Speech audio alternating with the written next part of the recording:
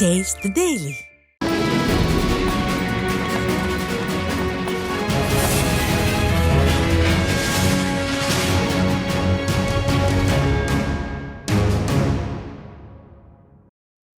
சென்னையில் எதிர்க்கட்சி வார்டு என்பதால் அங்கன்வாடி கட்டிடத்தின் பணிகளை தொடங்க விடாமல் தடுத்து வருவதாக மாநகராட்சி மன்ற கூட்டத்தில் அதிமுக கவுன்சிலர் குற்றம் சாட்டியுள்ளார்.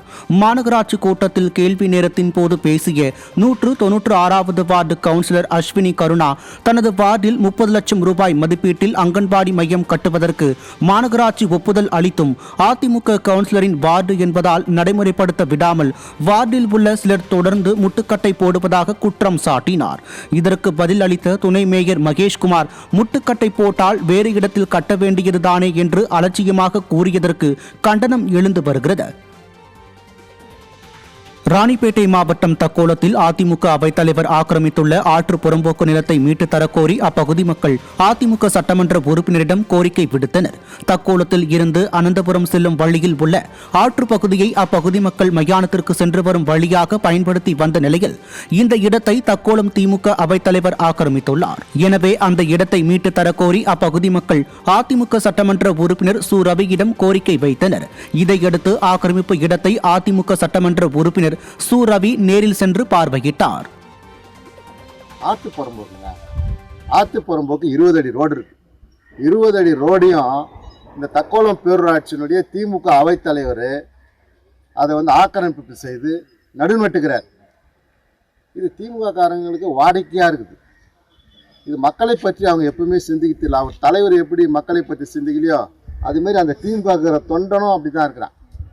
மக்களை பற்றி இந்த 150 குடும்பத்தை பற்றி அவங்க கொஞ்சம் கூட நினைக்கவே இல்லை.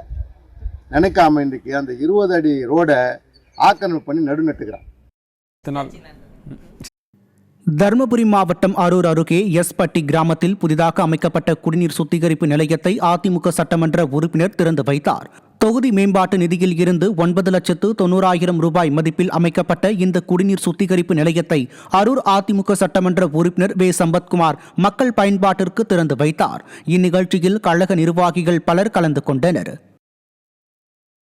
தஞ்சாவூர் மாவட்டம் பட்டுக்கோட்டை அருகே அதிமுக ஆட்சியில் நிறைவேற்றப்பட்ட மக்கள் நலத்திட்டங்கள் குறித்து பொதுமக்களுக்கு பிரசுரம் வழங்கி திண்ணை பிரச்சாரம் மேற்கொள்ளப்பட்டது. 2ஆம் புலிக்காடு கிராமத்தில் சேதுவார் சத்திரம் ஒன்றிய செயலாளர் செல்வகுமார் ஏற்பாட்டில் நடைபெற்ற இந்நிகழ்ச்சிக்கு தஞ்சை தெற்கு மாவட்ட கழக செயலாளர் சி வி சேகர் தலைமை தாங்கினார். இதில் விடியாத திமுக ஆட்சியில் மக்கள் படும் பாடு குறித்தும் அதிமுக ஆட்சி காலத்தில் செயல்படுத்தப்பட்ட மக்கள் நல திட்டங்கள் குறித்தும் பொதுமக்களிடம் எடுத்து கூறி திண்ணை பிரச்சாரம் மேற்கொண்டனர். இந்நிகழ்ச்சியில் கழக நிர்வாகிகள் மற்றும் தொண்டர்கள் பலர் கலந்து கொண்டனர். 2026ஆம் ஆண்டு சட்டமன்ற தேர்தல்களில் போட்டியிட விரும்பும் அதிமுகவினருக்கு கழக தலைமை அலுவலகத்தில் 5வது நாளாக விருப்ப மனு விநியோகம் செய்யப்பட்டது. தமிழகம், புதுச்சேரி மற்றும் கேரளா மாநிலத்தில் 2026ஆம் ஆண்டு நடைபெறவுள்ள சட்டமன்ற தேர்தல்களில் போட்டியிட விருப்பமுள்ள அதிமுகவினர் தங்களது விருப்ப மனுக்களை பூர்த்தி செய்து அளித்து வருகின்றனர். இதைத் தொடர்ந்து 5வது நாளான வெள்ளியன்று அதிமுக முன்னாள் அமைச்சர்கள், முன்னாள் நாடாளுமன்ற சட்டமன்ற உறுப்பினர்கள் உள்ளிட்ட கழக நிர்வாகிகள் பூர்த்தி செய்த விருப்ப மனுக்களை கழக தலைமை அலுவலகத்தில் அளித்தனர்.